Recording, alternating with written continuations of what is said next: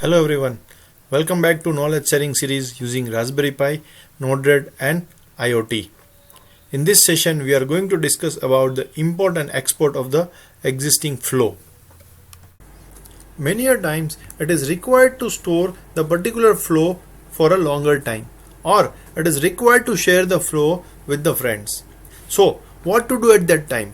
So nodered provides two facility called import and export. Let's see the export facility first. As we have created the flow in the previous video, here we are going to use the same thing. Now as soon as you click on the particular export, it is showing you this pop-up window where it has some sort of option. The first one is current flow or all the flow. If you are having more than one flow, you can click on all the flow to export at the same time.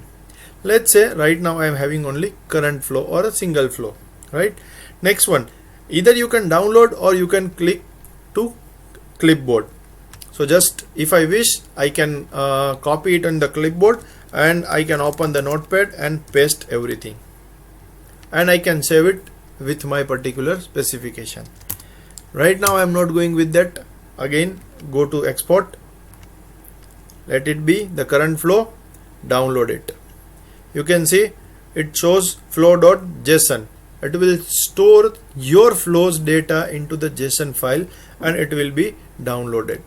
Now whenever it is required, you can share this JSON file with your friends, or you can take this as an input for the other particular flow also. Now click on import.